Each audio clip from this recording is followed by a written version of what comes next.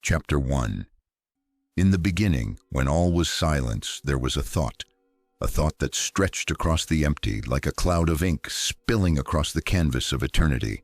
It was not a thought of words. The first breath of creation swelled within the void. But this breath was not alone. It carried with it the weight of something, the smallest whisper of purpose, scattered like seeds across the darkness. It was the thought that would become, but before existing, before the dust took its form, there was only the will to create. From this thought, something began to take shape. The void itself began to hum, as if the void was waking from a dream. The celestials blinked into existence, unsure of their place in the grand order, yet shimmering with light.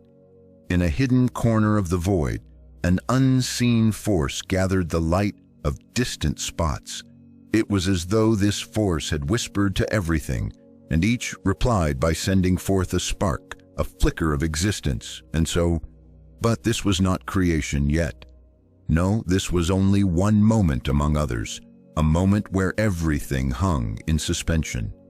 Here, in a distant, isolated place hidden beneath layers of dreams, lying just above the palm of time, nothing has ever been touched yet. Here, into the stillness of chaos, just between physical states, a hand moves through the stillness, taking dust from the unspoken corners of creation. The dust forms itself into a shape in quiet symmetry, both complete and finite. There is still silence, a distant memory still happening, silent but echoing loudly through the evergreens and teals. In a room filled with flickering shadows, the dreamweaver, where the universe seems to fold upon itself, stands at the center, standing and certain about weaving dreams in the dust.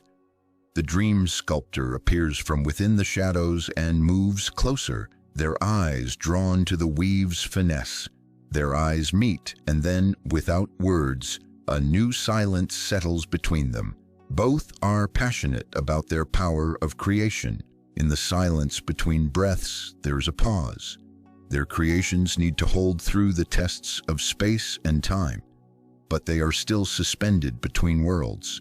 It is not one thing but many, an entire constellation locked within a single point.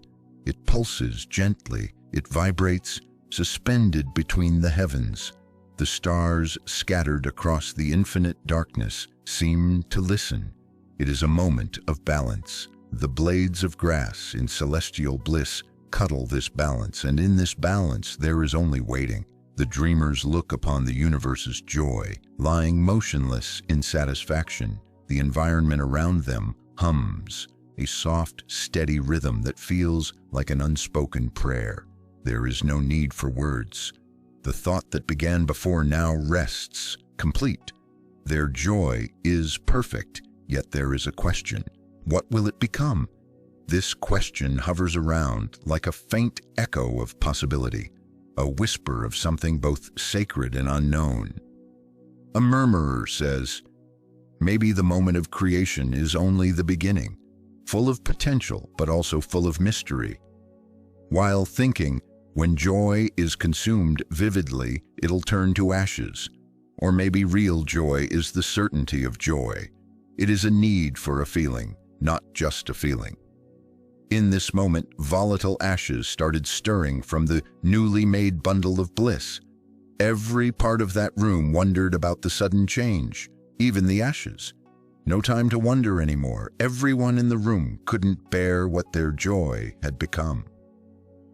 The day after, as the angels were passing by the nearby plains, the dream was sleeping by the river with tear-streaked eyes.